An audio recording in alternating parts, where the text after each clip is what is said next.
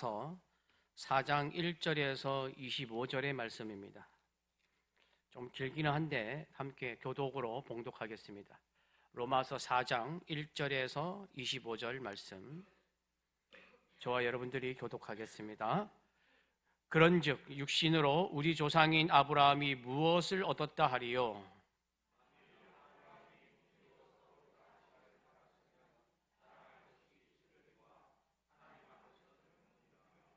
성경이 무엇을 말하느냐? 아브라함이 하나님을 믿음에 그것이 그에게 의로 여겨진 바 되었느니라.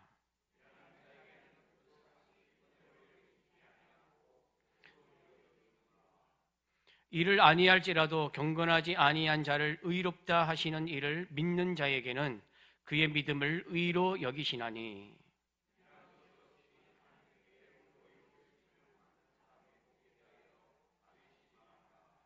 불법이 사함을 받고 죄가 가리어짐을 받은 사람들은 복이 있고,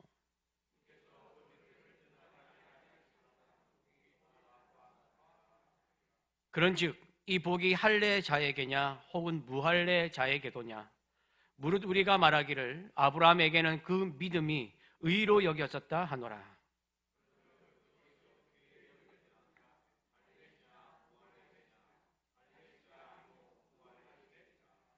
그가 할례의 표를 받은 것은 무할례 시에 믿음으로 된 의를 인친 것이니, 이는 무할례자로서 믿는 모든 자의 조상이 되어 그들도 의로 여기심을 얻게 하려 하심이라.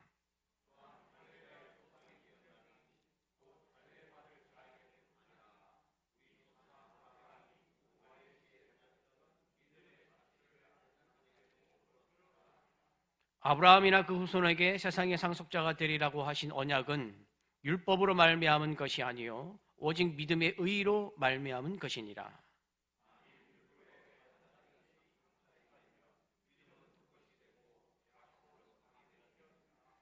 율법은 진노를 이루게 하나니 율법이 없는 곳에는 범법도 없느니라.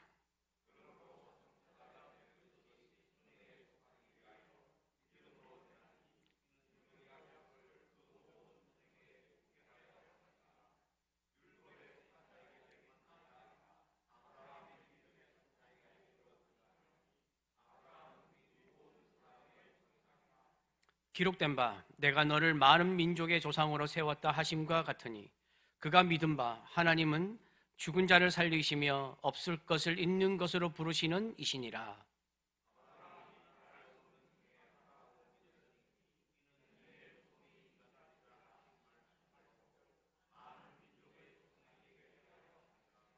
그가 100세나 되어 자기 몸이 죽은 것 같고 사라의 태가 죽은 것 같음을 알고도 믿음이 약하여지지 아니하고,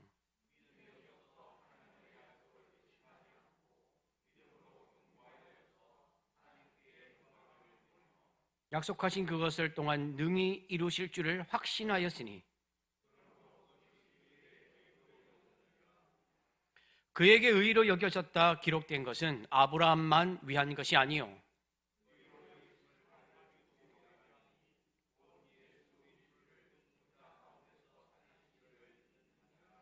같이요 예수는 우리가 범죄한 것 때문에 내줌이 되고 또한 우리를 의롭다 하시기 위하여 살아나셨느니라. 아멘. 할렐루야. 주위 분들과 함께 인사하겠습니다. 사랑합니다. 축복합니다. 인사하겠습니다. 사랑합니다. 축복합니다. 사랑합니다. 축복합니다. 오늘은 로마서 4장 1절에서 25절을 가지고 아브라함은 어떻게 의로워졌나 라는 주제로 또 말씀을 나누도록 하겠습니다. 여러분들 교재는 14페이지입니다. 바울은 이제 지난주에 구원은 예수 그리스도를 믿는 자에게 차별 없이 주어지는 것이고, 그리스도 예수 안에 있는 속량으로 말미암아 하나님의 은혜로 값없이 의롭다 하심을 얻음으로 인하여 구원을 받게 된 것이라고 하면서 유대인들의 구원관을 바로 잡아 주었습니다. 또한 구원을 받은 사람은 믿음으로 말미암아 율법을 파기하는 것이 아니라 율법을 행하면서 더욱 굳게 세워 나가야 한다고 하면서 이방인 성도들의 신앙관도 바로 잡아 주었습니다. 그러면서 오늘 바울은 본문 말씀을 통해서 아브라함을 언급하고 있습니다. 바울이 왜 아브라함을 언급했을까요? 당시 로마 교회 유대인 성도들은 바울이 전하는 믿음으로 말미암아 구원을 얻는다, 믿음으로 말미암아 의롭다 하심을 얻는다는 것은 자기들이 대대로 지켜온 전통, 구전율법을 완전히 파괴하는 것이었습니다. 왜냐하면 율법으로 구원받는다고 생각했는데, 같은 유대인인 바울이 그것이 아니다, 믿음으로 말미암아 구원을 얻는다고 했을 때에 완전히 자기들이 생각했던 것이 산산조각이 난 것입니다. 이에 바울이 그런 생각을 가지고 있는 유대인들에게 아니다, 우리 믿음의 조상 아브라함, 그리고 너희가 믿음의 조상이라고 철석같이 믿고 있는 아브라함도 너희가 말하는 할례가 아니라, 율법이 아니라 믿음으로 의롭다함을 받았다는 것을 알려주기 위해서 아브라함을 언급하는 것입니다. 여러분, 유대인에게서 아브라함이 어떤 존재인지 아십니까? 유대인들에게 아브라함은 이 성경에 나오는 성경의 한 인물, 믿음이 좋은 한 위인이 아닙니다. 유대인들이 믿고 있던 아브라함은 유대교의 기초입니다. 유대 민족의 뿌리라고 여겼습니다. 유대인들이 아브라함을 부를 때 뭐라고 부른지 아십니까? 아브라함 아비누라고 불렀습니다. 이게 무슨 말이냐면 아브라함은 우리의 아버지다. 우리는 하나님만 아버지신데, 유대인들은 아버지가, 영적 아버지가 두 분이세요. 하나님 아버지와 아브라함도 아버지라고 불렀어요. 우리 아버지 아브라함, 아브라함 아비누. 유대인은 아브라함의 자손이라는 것을 굉장한 자부심으로 여겼습니다. 어느 정도였냐면 하나님의 선택받은 백성이라는 사실과 아브라함의 자손이라는 사실을 동일시 여길 정도로. 여러분, 이게 말이 됩니까? 하나님은 우리 인간하고는 비교할 수 없는 분이신데, 하나님이 선택한 백성이라는 그 사실, 그리고 아브라함의 자손이라는 사실을 동일시 여길 만큼 아브라함에 대해서 굉장한 자부심을 갖고 있었습니다. 이게 어떤 생각까지 했냐면, 자신들이 부족하더라도, 유대인들은 자기들이 부족하더라도 조상 아브라함이 쌓아놓은 의가 있기 때문에, 그 아브라함이 쌓은 의는 엄청난 의의 창고에 있는 그런 의이기 때문에 그 덕분에 자신들이 복을 받고 구원을 얻는다고까지 생각했습니다. 그리고 그것을 믿었습니다. 그리고 할례만 받으면 아브라함이 맺은 모든 복, 하나님께서 아브라함에게 약속하신 모든 복, 땅의 복, 자손의 복, 복의 근원까지 자동으로 자기들에게 흘러온다고 확신을 했습니다. 그냥 그렇게 생각한 게 아니라 확신했습니다. 그렇기 때문에 바울이 아브라함을 들고 나온 것입니다. 야, 아브라함이, 너희한테는 아브라함이 그런 존재지. 근데 내가 아브라함에 대해서 말해볼게. 한번 들어봐. 아브라함이 율법으로 구원받았나? 아브라함이 할례로 구원받았나? 그러면서 바울이 아브라함에 대해서 언급을 하는 것입니다. 그러면 유대인들이 이렇게까지 자부심을 가지고 있는 아브라함이 정말 할례와 율법으로 의롭다함을 받은 것이 아니라는 근거는 무엇일까요? 오늘 우리가 읽었던 로마서 4장 3절에도 나오는 말씀이 창세기 15장 6절 말씀입니다. 창세기 15장 6절 말씀은 무슨 말씀이냐면, 아브라함이 여호와를 믿으니 여호와께서 이를 그의 의로 여기시고. 이 말씀에서 하나님은 아브라함의 믿음 때문에 내가 아브라함을 의롭게 여기셨다고 말씀하고 있습니다. 그러면 이것을 증명하는 내용이 있을까요? 성경에 있을까요? 당연히 있습니다. 여러분, 그런데 모세의 율법이 언제 나왔느냐? 모세의 율법은 아브라함하고 아무 상관이 없습니다. 왜냐하면 아브라함이 있은 430년 후에 율법이 세워졌습니다. 갈라디아서 3장 16절에서 18절입니다. 제가 읽어드리겠습니다. 이 약속들은 아브라함과 그 자손에게 말씀하신 것인데 여럿을 가리켜 그 자손들이라 하지 아니하시고 오직 한 사람을 가리켜 내 자손이라 하셨으니 곧 그리스도라. 내가 이것을 말하노니 하나님께서 미리 정하신 언약을, 여기서 하나님께서 미리 정하신 언약은 하나님께서 아브라함과 하신 언약을 말합니다. 언약을 430년 후에 생긴 율법이 폐기하지 못하고, 그러니까 아브라함이 있었을 당시에 그 이후에 430년이 지나서 율법이 생겼습니다. 아브라함은 율법을 본 적이 없습니다. 아브라함은 십계명을 본 적이 없습니다. 아브라함은 모세를 본 적이 없습니다. 모세가 받아온 율법을, 그 율법이 어떤 율법인지 알지도 못했습니다. 계속 읽을게요. 18절입니다. 만일 그 유업이 율법에서 난 것이면 약속에서 난 것이 아니리라. 그러나 하나님이 약속으로 말미암아 아브라함에게 주신 것이라. 율법에서 난 것이 아니라는 것입니다. 그러니까 아브라함은 율법하고 상관이 없는 사람입니다. 아브라함이 할례를 받은 것은 창세기 15장 6절에 믿음으로 의롭다함을 받지 않습니까? 아브라함이 할례와도 상관이 없는 이유가 뭐냐면 창세기 5장 6절에 나오는, 제가 조금 전에 읽었던 믿음으로 말미암아 의를 받는다는 것은 이 일이 있고 난 다음에 14년 이상이 지난 후의 사건입니다. 할례를 받은 것이. 제가 설명해 드릴게요. 아브라함이 창세기 12장에서 하란을 떠납니다. 하나님이 떠나라 그러죠. 고향, 너희 본토 친척 아비집을 떠나 그러지 않습니까? 떠난 것이 75세입니다. 창세기 12장 4절에 나옵니다. 그리고 창세기 16장에 하갈을 통해서 이스마엘을 낳은 것이 86세라고 되어 있습니다. 창세기 16장 16절에 나와 있습니다.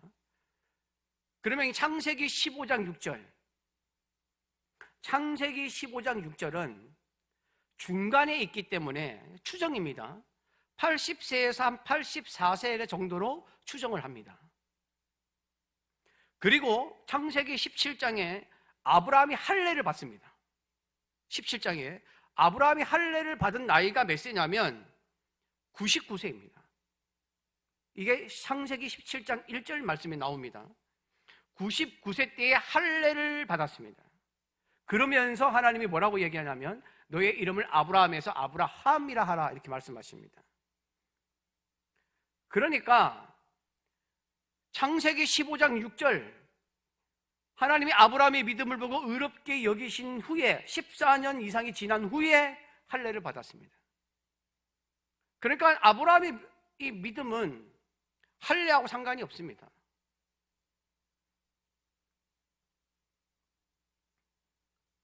이에 바울은 유대인 성도에게 너희들이 포기하지 못하는 할례와 율법으로 구원받는 것이 아니라는 것을 아브라함이라는 신뢰를 들어서 확실하게 말하고 있습니다. 왜 율법과 할례를 가지고 자꾸 아브라함을 연결시키느냐? 말이 안 되지 않느냐?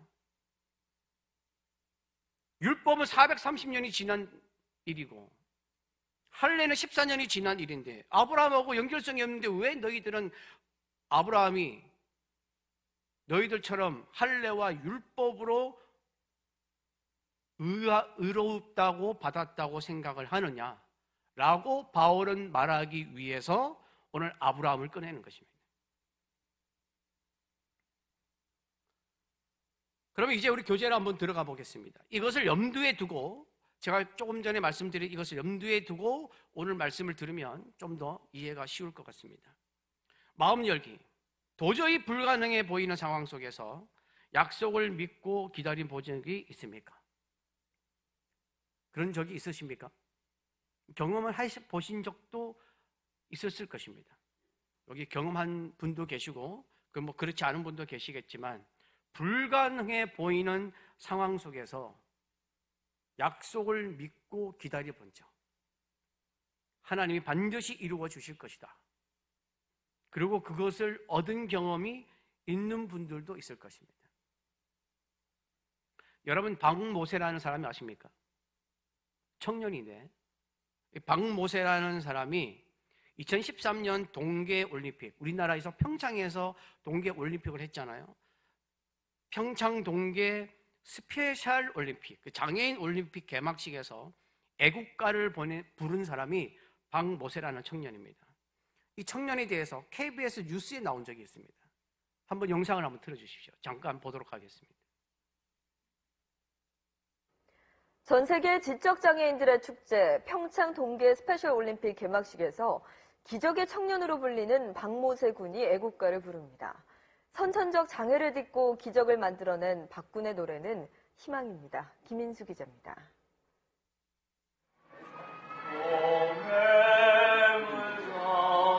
애국가를 부르는 박모세 군의 맑은 목소리입니다. 대회 개막식을 기다리는 박군의 가슴은 기대감으로 가득합니다. 너무 행복하고 가슴이 두근두근 잠 한숨도 못 자고 기분 너무 설레요. 올해 21살의 박군은 기적의 청년으로 불립니다. 태어나기 전 뇌가 머리 밖으로 나와 있어 뇌의 대부분을 잘라내야 했습니다. 큰 수술만 4차례 받았고 죽을 고비도 수없이 넘겼습니다. 처음에 먹지를 못했어요. 어떠한 장애가 오더라도 살아만 있어달라. 그런 심정으로 여지껏 기도하면서 키운 것 같아요. 5살 때 어머니의 노래를 따라하던 박군은 7살 때부턴 남들 앞에 설 정도로 노래 실력이 급성장했습니다. 살기 어렵다던 의사들의 전망을 뒤엎고 기적을 보여준 박모세 군. 시력도 약하고 혼자선 걸을 수 없을 정도로 큰 장애가 있지만 그의 노래는 많은 사람들에게 깊은 울림을 전하고 있습니다. KBS 뉴스 김인수입니다. 네, 조금 전에 이제 뉴스에서 잠시 들었지만 조금 자세히 말하면 이 박모세라는 청년이 태어날 때 뒤에 머리뼈가 없었어요. 애들은 원래 앞에 머리뼈는 없잖아요. 물렁물렁한데 뒤에도 머리뼈가 없어가지고 뇌가 머리 밖으로 나왔습니다. 그래서 어떻게 했냐면 대뇌의 70%, 소뇌의 90%를 잘라냅니다. 그리고 큰 수술만 4차례를 받고 죽을 줄 알았는데 기적적으로 살아났습니다. 그래서 이 수술한 담당 의사가 뭐라고 했냐면 이제 뇌의 대부분을 잘라냈기 때문에 이 아이는 이제부터 보고 듣고 말하는 것은 거의 불가능합니다. 그러면서 병원에서 진단을 내렸는데 어떻게 내렸냐면 지체장애 3급, 시각장애 4급, 지적장애 3급이었습니다. 그런데 이 어둡기만 한 터널을 지나고 있을 때에 하나님의 기적이 일어납니다. 이제 모세가 5살 때에, 박모세 군이 5살 때에 엄마라고도 제대로 말하지 못하던 아이가 주기도문을 외우기 시작합니다. 그러면서 말문이 트이기 시작합니다. 그리고 7살 때에 수원의 어느 선교원에서 찬송가를 부르면서 그냥 막 부르면서 아이들도 함께 부르면서 너도 한번 불러봐 했는데 이 아이가 한 번도 노래를 배운 적이 없는데 음정 박자를 하나도 놓치지 않고 찬송가를 끝까지 부릅니다. 그래서 이 모세의 엄마가 이것을 보고 모세에게 밤낮으로 음악을 들려줍니다. 장애가 있지만 그래도 뛰어난 노래 실력을 갖췄다는 소문이 퍼지기 시작하고 이 모세가 장애아 학부모 행사에서 찬송가를 부를 기회를 얻습니다. 그러면서 2009년에 모세의 사연이 언론을 통해서 알려지게 되고 장애인 복지단체 지원으로 정식 성악 레슨을 받게 됩니다. 그리고 이 모세군의 재능을 알아본 사람들이 도움으로 2002년 여자 프로농구 경기, 2009년 한국 스페셜 올림픽 전국 하계대회에서 애국가를 부릅니다. 그리고 조금 전에 뉴스에서 본 것처럼 2013년 평창 스페셜 올림픽 개막식에서 애국가를 부릅니다. 이 모세군이 백석예술대학교에서 2년 동안 성악 공부를 합니다. 그리고 수많은 TV 프로그램에 출연을 하고 미국 12개 주 초청을 받기도 하고 공연을 900차례 넘게 합니다. 지금도 기독문화선교회 강사로 저 어머니가 조영애 집사님이라는 분이신데 어머니와 함께 계속 간증하면서 찬양하는 사역을 지금도 하고 있습니다. 여러분, 저 박모세 군처럼 아브라함과 사라의 출산은 하나님이 불가능을 어떻게 가능하게 하시는가를 직접 보여주는 역사입니다. 여러분, 성경에 나오는 역사는 성령이기 때문에 이루어진다가 아닙니다. 이것을 왜 보여주냐면 믿음으로 말미암아 하나님이 역사하실 것을 믿으라고 이 성경에 집어넣은 것입니다. 하나님의 역사를 경험하게 한 것은 바로 아브라함의 믿음 때문이었습니다. 역사는 하나님이 펼치시고 기적은 하나님이 펼쳐주시지만 하나님이 그 사람을 향하여 기적을 베푸실 때는 그 사람의 믿음을 보는 것입니다. 그러면 오늘 말씀 속으로 들어가 보도록 하겠습니다. 14페이지 말씀 속으로. 로마서 4장 1절 2절을 보면 이렇게 말씀하고 있습니다. 그런즉 육신으로 우리 조상인 아브라함이 무엇을 얻었다 하리요? 만일 아브라함이 행위로서 의롭다 하심을 받았으면 자랑할 것이 있으려니와 하나님 앞에서는 없느니라. 아브라함은 하나님께 믿음으로 말미암아 의롭다함을 받았습니다. 그런데 사람이 자신의 행위로 의롭다함을 받는다고 하면 사람에게 자랑할 것이 있습니다. 내가 이런 걸 했다. 내가 이렇게 했다. 여러분, 성도들도 이런 말 하는 사람들이 꽤 많습니다. 내가 교회에서 한 봉사, 헌신, 성과를 자랑하면서 내가 이런 걸 이루었다고 말합니다. 그러면 주위에서도 정말 대단한 사람이라고 부추깁니다. 물론 하나님 앞에서 자랑할 만한 일을 했기 때문에 내세울 만도 하겠죠. 그러나 우리는 믿음으로 말미암아 의롭다함을 받는 것이지 내 행위로 되는 것은 아닙니다. 우리가 교회에서 하는 봉사, 헌신, 성과는 믿음으로 구원받는 사람이, 구원받은 사람이 하나님을 향해 감사한 마음으로 이루어낸 일이지 믿음으로 말미암아 의롭다함을 받는 것과는 아무 상관이 없습니다. 만약에 믿음으로 말미암는 일에 조건이나 자격을 갖추는 무언가가 있다면 사람들은 그것을 자랑할 것입니다. 공부를 열심히 해서 박사학위를 받고 회사에서 인정받아서 승진하고 피나는 노력 끝에 업적을 이루었으면 그 공은 다 수고하고 애쓴 사람에게 돌아갑니다. 그렇지 않습니까? 마찬가지로 아브라함이 자기가 행한 행동으로 의롭게 되었다면 자랑할 것이 생길 것입니다. 자신의 의지로 끝까지 노력해서 100세의 이삭을 낳았다면 할 말이 많을 것입니다. 내가 어떻게 100세에 낳은 줄 알아? 그러면서 이야기했을 것입니다. 아브라함이 자기 생각으로 이삭을 제물로 바쳐야 하겠다고 생각하고 이 아이를 데리고 모리아 산으로 올라갔다면 아브라함은 자기가 이 아들 하나밖에 없는 이삭을 하나님께 바쳤다고 자랑했을 것입니다. 그런데 성경에는 아브라함은 하나님 앞에서는 자랑할 게 아무것도 없다고 말씀하고 있습니다. 그 이유가 뭡니까? 아브라함의 공로로 의롭다함을 받은 것이 아니기 때문입니다. 그러면 아브라함이 의롭다함을 받은 것은 무엇 때문입니까? 3절입니다. 3절 함께 봉독하겠습니다. 성경이 무엇을 말하느냐? 아브라함이 하나님을 믿음에 그것이 그에게 의로 여겨진 바 되었느니라. 이게 이제 창세기 15장 6절 말씀을 인용해 놓은 것입니다. 아브라함에게는 믿음이 있었기 때문에 하나님이 의롭게 여기신 것입니다. 그래서 그 가로에는 뭐가 들어갑니까? 하나님을 믿음에 그것이 그에게 의로 여겨진 바가 되었느니라. 갈라디아서 3장 6절 7절에 이렇게 말씀합니다.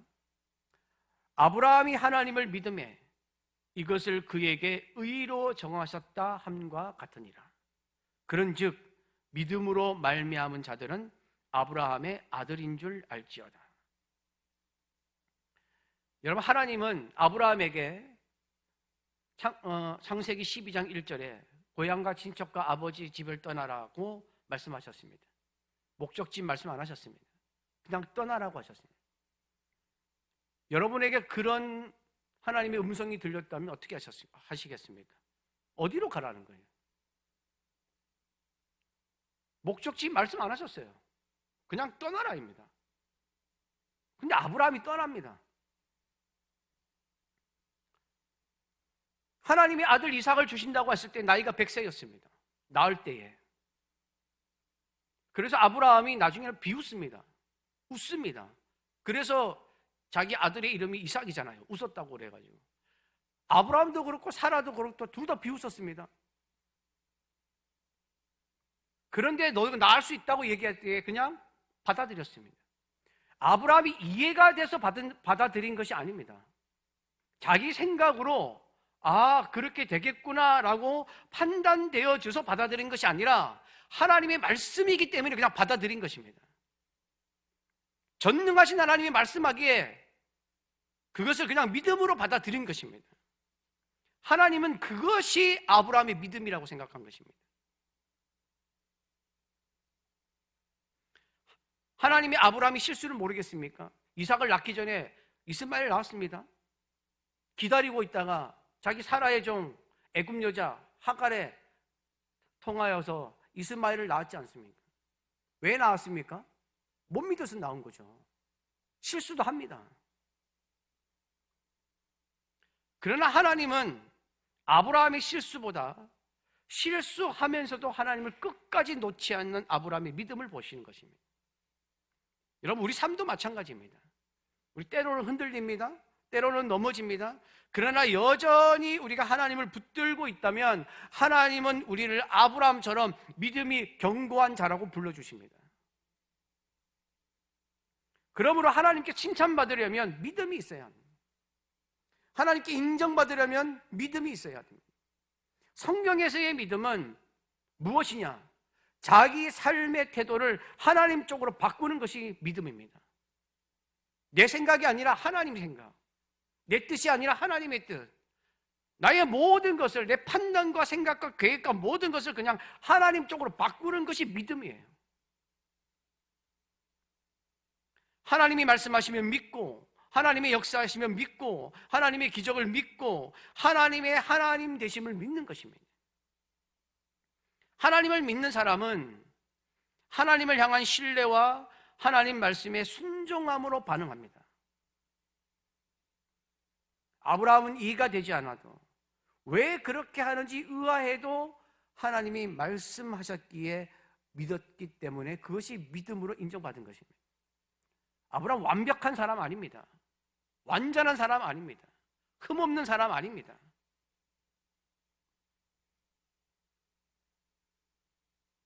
그래서 4절 5절 이렇게 말씀합니다. 4절 5절 말씀 함께 봉독하겠습니다. 일하는 자에게는 그 삭시 은혜로 여겨지지 아니하고 보수로 여겨지거니와 이를 아니할지라도 경건하지 아니한 자를 의롭다 하시는 이를 믿는 자에게는 그의 믿음을 의로 여기시나니. 여러분, 교재에 밑에 보시면 이를 아니할지라도 경건하지 아니한 자를 의롭다 하시는 이를 믿는 자에게는 그의 무엇을요? 믿음을 의로 여기십니다. 여러분, 4절 말씀은 우리도 잘 이해되는 모습이지 않습니까? 여러분, 일하는 자가 일한 만큼 보수받는 것은 당연한 것으로 여깁니다. 그렇지 않습니까? 직장에 나가서 일한 만큼 정해진 월급을 받는 거 당연하다고 생각하지 참 고마운 일이라고 생각하지 않습니다. 오히려 덜 받아서 속상하지. 내가 한 만큼 안 줘서 속상하지. 일을 해서 그만큼 정당한 보수를 받는 것 가지고 굉장히 고마워하고 하나님의 은혜다, 와, 이 사장님의 은혜라고 생각하는 사람이 있겠습니까?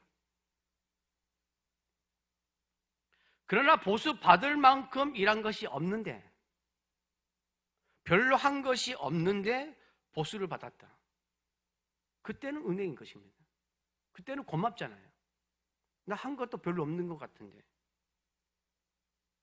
한 10일 정도밖에 일을 안 했는데 한 달치 월급을 받았다.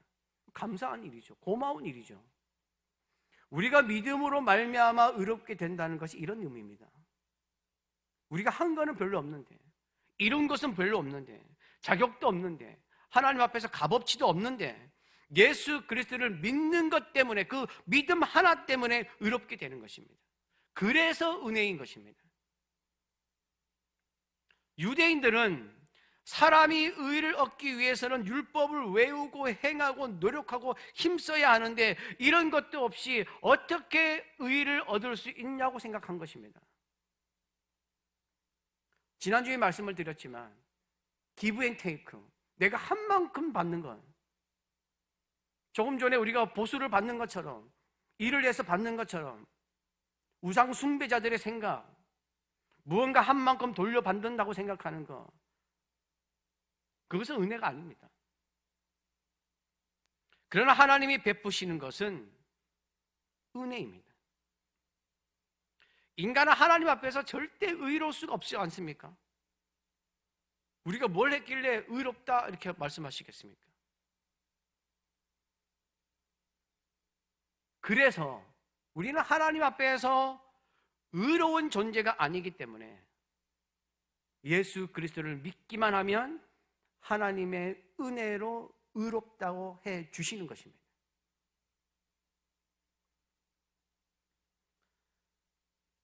바울은 로마서 4장 9절에서 17절까지는 제가 좀 전에 시작하면서 말씀드린 아브라함이 의롭다 함을 받은 것은 할례가 아니다, 율법도 아니라는 것을 언급하기 시작합니다. 먼저 할례에 대해서 이야기를 합니다. 9절에서 11절 말씀입니다. 함께 봉독하겠습니다. 9절에서 11절. 그런즉 이 복이 할례자에게냐 혹은 무할례자에게도냐? 무릇 우리가 말하기를 아브라함에게는 그 믿음이 의로 여겨졌다 하노라. 그런즉 그것이 어떻게 여겨졌느냐? 할례시냐 무할례시냐? 할례시가 아니요 무할례시니라. 그가 할례의 표를 받은 것은 무할례시에 믿음으로 된 의를 인친 것이니, 이는 무할례자로서 믿는 모든 자의 조상이 되어 그들도 의로 여기심을 얻게 하려 하심이라.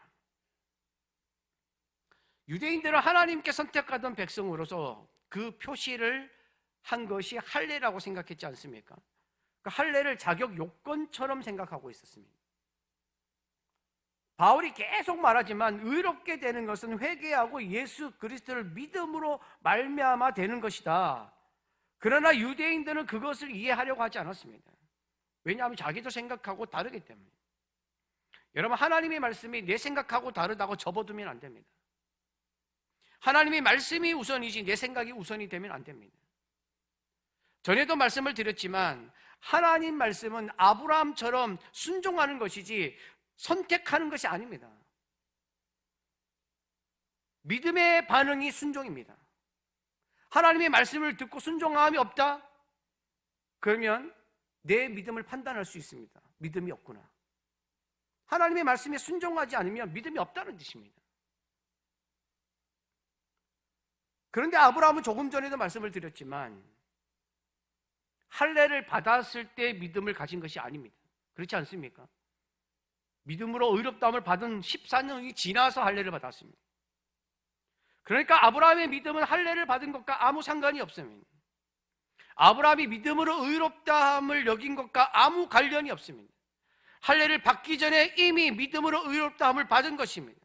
할례는 할례를 받기 전에 믿음으로 된 의를 표시한 것에 불과합니다. 하나님을 믿는 사람이다, 하나님이 하나님을 향한 믿음을 가진 사람이라는 것을 표시하기 위한 것이 할례입니다. 근데 그 할례를 가지고 구원을 받는 것이 아니라는 것입니다. 그래서 아브라함은 무할례 시에 믿음으로 의롭다함을 받았습니다. 그래서 바울이 말하려고 하는 것이 무엇이냐면, 아브라함은 무할례 시에 믿음으로 말미암아 의롭다함을 받았고 믿음의 조상이 되었기 때문에 무할례자의 조상이다, 이렇게 이야기하는 것입니다. 무할례자가 누굽니까, 여러분? 할례자로 여기는 유대인 외에 모든 사람이 무할례자입니다. 쉽게 말하면 이방인들, 유대인들에게 있어서는 이방인들이 바로 무할례자들입니다. 그 무할례자의 조상이라는 것입니다. 아브라함이 너희들만의 조상이 아니야. 유대인들만의 조상이 아니야. 무할례자들의 조상이야. 이방인의 조상도 된다는 것입니다. 또 12절에 이렇게 말합니다. 12절 제가 봉독하겠습니다. 또한 할례자의 조상이 되었나니 곧 할례 받을 자에게 뿐 아니라 우리 조상 아브라함이 무할례 시에 가졌던 믿음의 자취를 따르는 자들에게도 그러하니라. 여러분, 그렇다면 아브라함이 무할례 시에 믿음으로 의롭다함을 받았는데 아브라함이 그러면 할례를 받지 않았습니까? 받았습니다. 제가 조금 전에 말씀드렸지 않습니까? 창세기 17장 1절에 99세 때 할례를 받고 하나님께서 이름을 아브라함에서 아브라함이라고 바꾸셨습니다.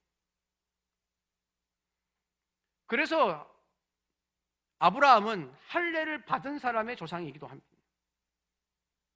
하나님을 믿는다로 표시로 할례를 받았습니다. 이것을 통하여서 로마서가 무엇을 말하려고 하는 것입니까? 믿음의 조상 아브라함은 유대인만의 조상이 아니야.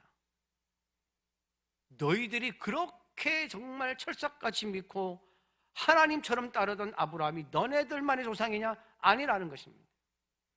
무할례자들의 조상이기도 하고 할례자들의 조상이기도 하고, 그래서 예수 그리스도를 믿는 믿음을 가진 모든 자들의 조상이다, 이렇게 얘기하는 것입니다.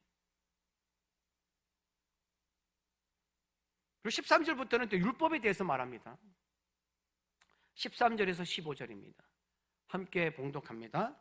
아브라함이나 그 후손에게 세상의 상속자가 되리라고 하신 언약은 율법으로 말미암은 것이 아니요 오직 믿음의 의로 말미암은 것이니라. 만일 율법에 속한 자들이 상속자이면 믿음은 헛것이 되고 약속은 파괴되었느니라. 율법은 진노를 이루게 하나니 율법이 없는 곳에는 범법도 없느니라. 아브라함이 하나님으로부터 세상의 상속자가 된 것은 믿음 때문이라는 것입니다. 율법 때문이 아니라는 것입니다.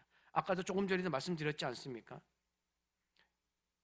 율법은 아브라함이 믿음으로 의롭다함을 받은 후에 430년 후의 일입니다.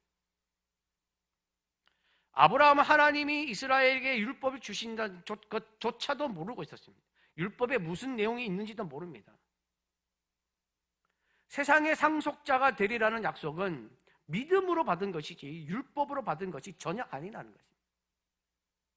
여러분, 세상의 상속자라는 말은 글자만 보면 좀 오해할 소지가 있어서 설명을 드리겠습니다. 상속자는 다 아실 것이 않습니까? 재산, 지위, 신분을 물려받는 사람입니다. 하나님은 아브라함이나 그 후손에게 하나님이 만드신 세상에 있는 것을 유산으로, 유업으로 주시겠다고 말씀을 하셨습니다.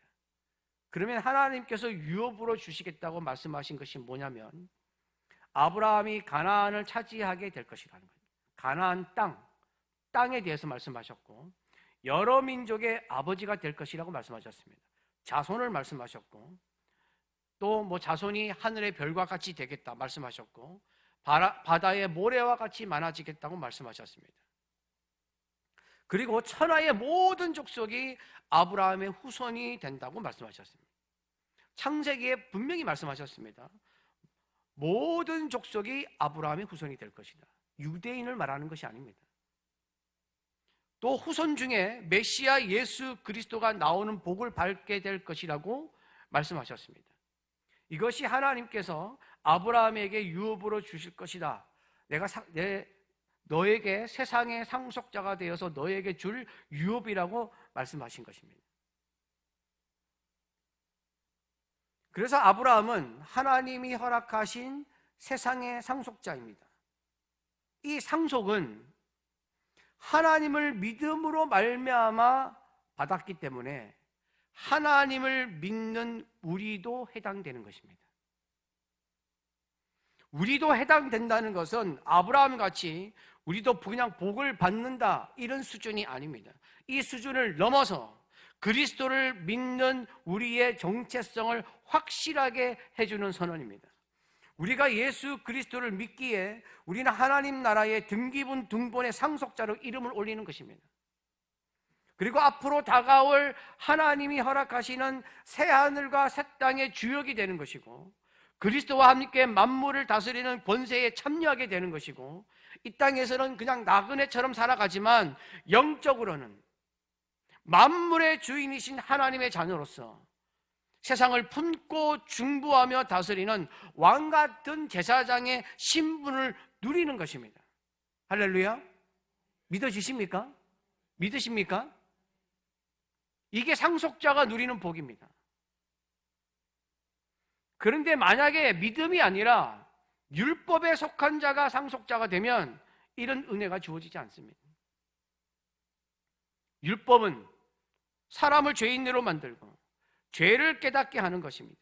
그러므로 율법을 어기면 죄인이 되어서 하나님의 진노를 받기 때문에 상속자가 될 수 없습니다.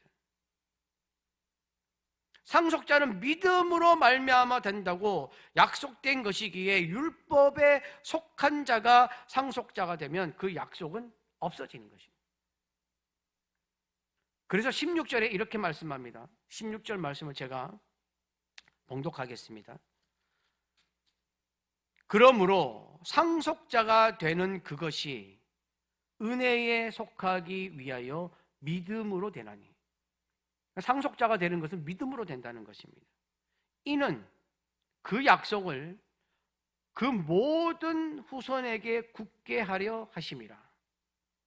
율법에 속한 자에게뿐만 아니라 아브라함의 믿음에 속한 자에게도 그러하니 아브라함은 우리 모든 사람의 조상이라.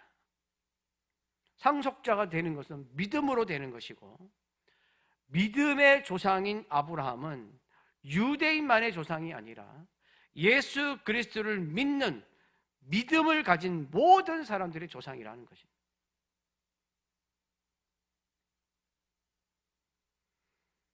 아브라함이 하나님을 믿음으로 말미암아 의롭게 여겨진 것처럼 상속자가 되는 것도 믿음으로 되는 것입니다. 자격 없이, 조건 없이 믿음으로 말미암아 되는 것이므로 뭐라고요? 은혜라는 것입니다.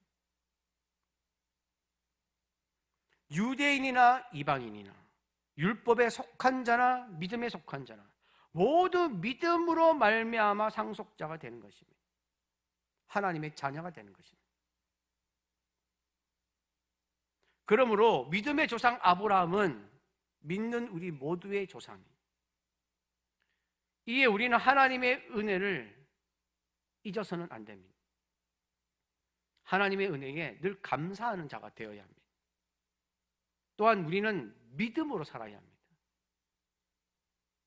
믿음으로 구원받고 믿음으로 하나님이 자녀가 되고 믿음으로 상속자가 되고 믿음으로 의롭다함을 받는 것입니다. 구원도 은혜도 예배도 기도도 다 믿음으로 해야 됩니다. 하나님을 믿는 자에게서 믿음이 빠지면 아무것도 아닙니다. 하나님을 믿는 자가 아닙니다. 믿음이 빠지면 우리의 신앙이 아닙니다. 믿음이 빠지면 여기서 모일 필요도 없는 것입니다. 그래서 우리는 항상 나의 믿음을 위해서 기도할 필요가 있습니다. 하나님, 나의 믿음을 세워주옵소서. 하나님, 온전히 믿는 자가 되게 하옵소서. 맡기는 자가 되게 하옵소서. 하나님이라면, 하나님의 말씀이라면 아브라함처럼 믿는 자가 되게 하여 주옵소서. 그런 기도가 필요하다는 것입니다. 나의 믿음이 약하다고 생각하면 하나님의 이 약속을 기억하면서 말씀과 기도에 더 힘써야 됩니다. 그때 하나님을 경험하게 되는 것입니다. 아브라함이 100세 때 하나님의 기적을 경험하는, 하나님을 경험하기 시작하면 믿음이 확고해지기 시작합니다. 우리가 말씀과 기도로 살아가는 이유가 무엇입니까? 하나님을 경험하기 위해서입니다. 말씀 속에 거하신 하나님, 내 기도에 응답하시는 하나님, 그 하나님을 경험하면서 우리의 믿음을 더 확고하게 만드는 것입니다. 여러분 모두가 다 믿음으로 의롭다함 받았음을 기억하면서 믿음으로 살아가는 그리스도인이 되시기를 간절히 바랍니다. 그러면 믿음으로 인정받은 아브라함의 믿음은 어떤 믿음인가? 18절부터 아브라함의 믿음에 대해서 쭉 이제 말씀하고 있습니다. 18절에서 19절입니다. 함께 봉독합니다. 아브라함이 바랄 수 없는 중에 바라고 믿었으니 이는 내 후손이 이같으리라 하신 말씀대로 많은 민족의 조상이 되게 하려 하심이라. 그가 100세나 되어 자기 몸이 죽은 것 같고 사라의 태가 죽은 것 같음을 알고도 믿음이 약하여지지 아니하고. 여러분 교재에 보시면 2번입니다. 바랄 수 없는 중에 바라고.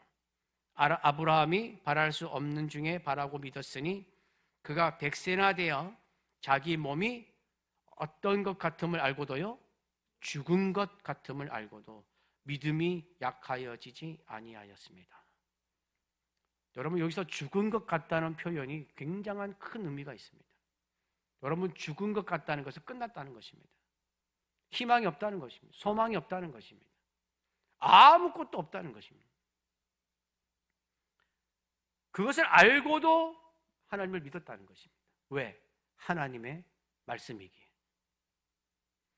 우리가 믿는 하나님은 죽은 자를 살리시고 없는 것을 있는 것으로 만드시는 분이십니다. 하나님이 천지 창조를 하셨을 때에 창세기 1장에 보면 뭐라고 되어 있습니까? 흑암이라고 되어 있습니다. 세상은 흑암이었습니다. 아무것도 없었습니다. 거기서 하나님께서 창조하셨습니다.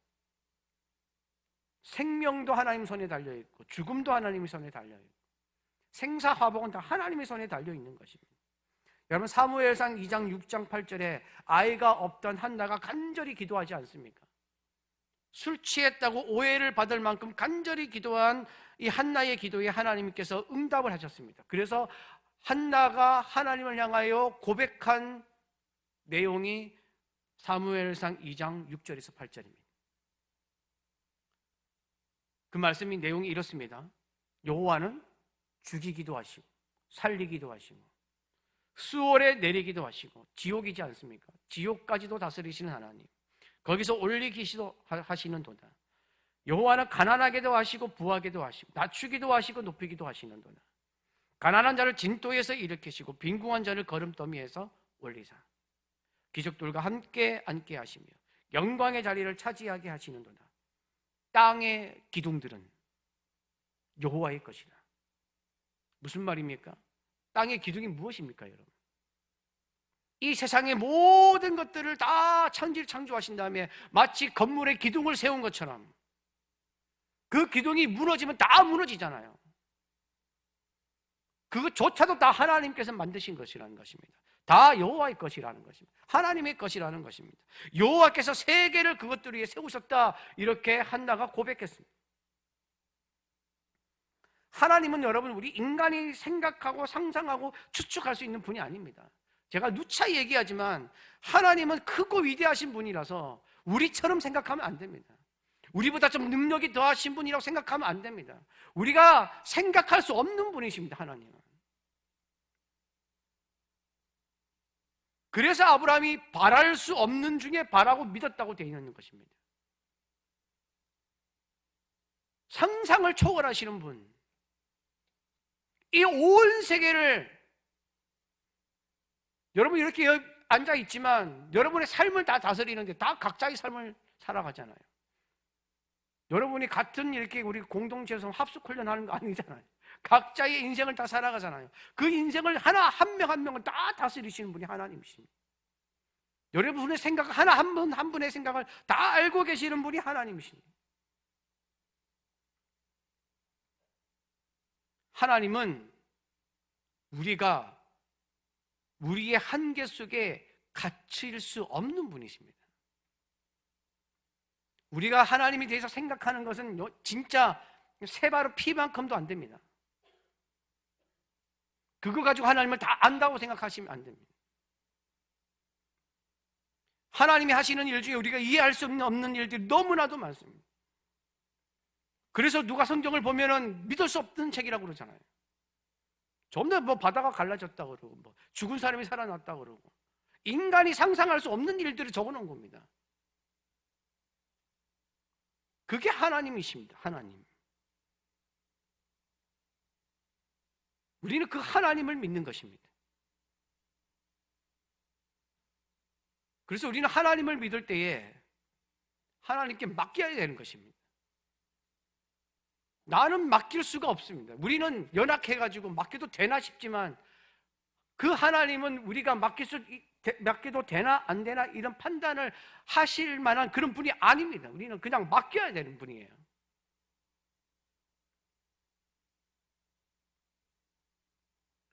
인간의 마음은 아브라함이 살아간 것처럼 100세 때에 네가 아들을 낳을 것이다.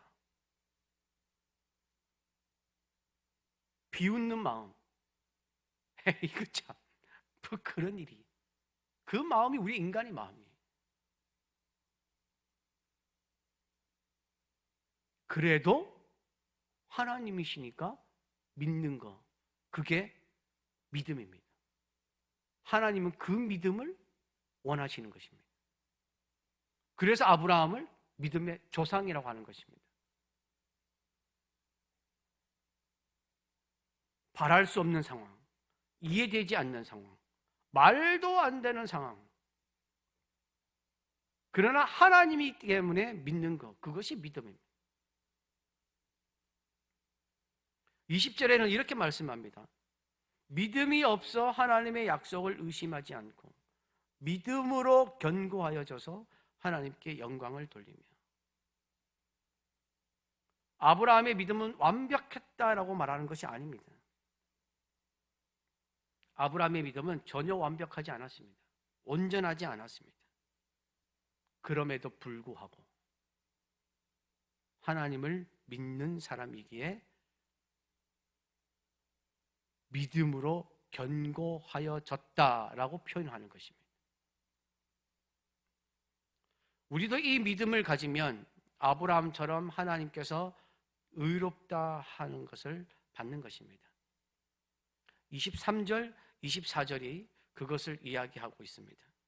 23절, 24절 말씀 함께 봉독합니다. 그에게 의로 여겨졌다 기록된 것은 아브라함만 위한 것이 아니에요. 의로 여기심을 받을 우리도 위함이니 곧 예수 우리 주를 죽은 자 가운데서 살리신 이를 믿는 자니라. 아브라함만 믿음으로 의롭다함을 받는 것이 아니라는 것입니다. 우리도 똑같다는 것입니다. 누구를 믿으면요, 하나님을 믿으면, 예수 그리스도를 믿으면, 믿음으로 의롭게 여김을 받는 것은 아브라함만 위한 것이 아닙니다. 그냥 아브라함의 믿음을 바울이 신뢰를 든 것입니다. 예수 우리 주를 죽은 자 가운데서 살리시니 즉 하나님을 믿는 모든 사람들을 위한 것입니다. 여러분이 하나님을 믿으면 여러분이 하나님께 의롭다 하심을 얻는 것입니다. 아브라함만이 상속자가 아닙니다. 여러분이 믿음을 가지면 여러분도 하나님의 상속자가 되는 것입니다. 믿음을 가진 모든 사람이 하나님이 주시는 세상의 상속자, 축복의 상속자가 되는 줄로 믿습니다. 그러면서 25절에 보면 로마서 4장을 이렇게 결론을 짓습니다. 25절 말씀 함께 봉독합니다. 예수가 우리가 범죄한 것 때문에 되줌이 되고 또한 우리를 의롭다 하시기 위하여 살아나셨느니라. 여러분 교재에 보면 예수는 우리가 범죄한 것 때문에 내어줌이 되고 또한 우리를 뭐 하시기 위하여? 의롭다 하시기 위하여 살아나셨느니라.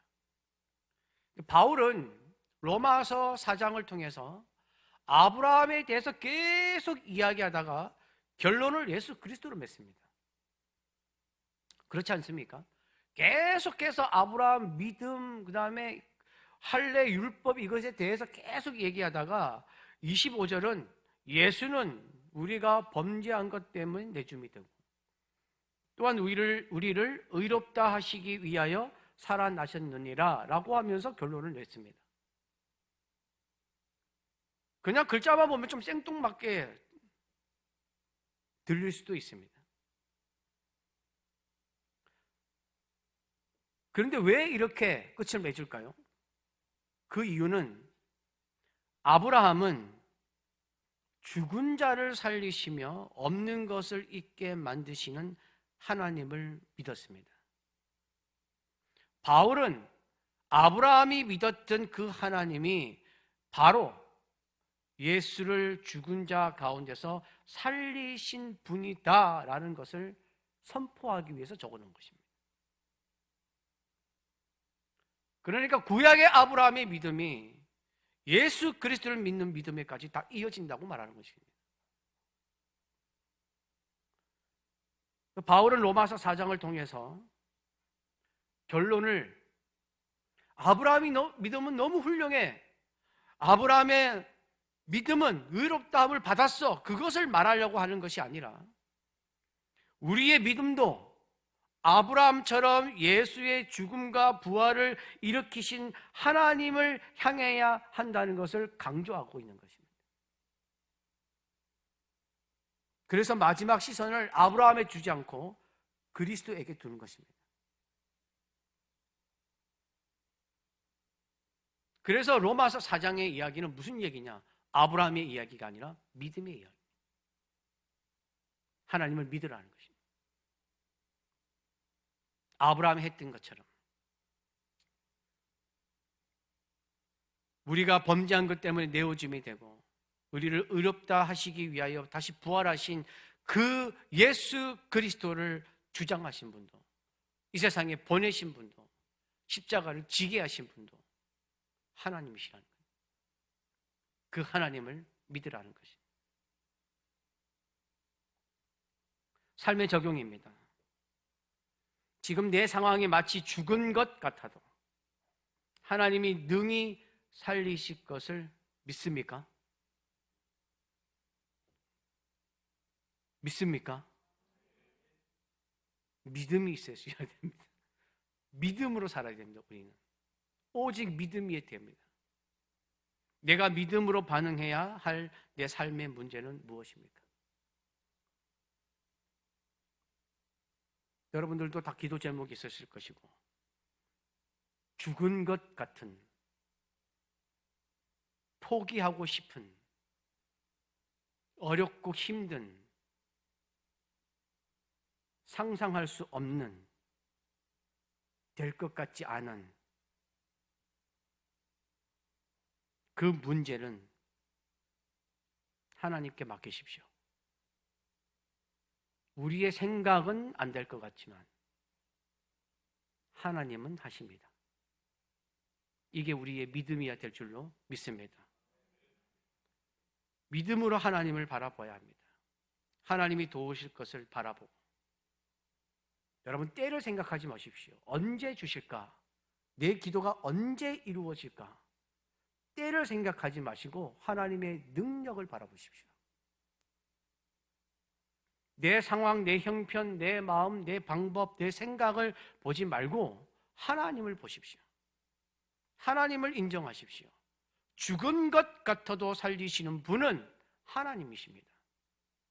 그 하나님을 신뢰하고 여러분이 겪고 있는 삶의, 신앙의, 인생의 문제는 하나님께 맡길 때에 해결되는 것입니다. 그 하나님을 아브라함같이 믿는 여러분들이 되시기를 간절히 바랍니다. 찬송하고 기도하는 시간을 갖겠습니다. 나는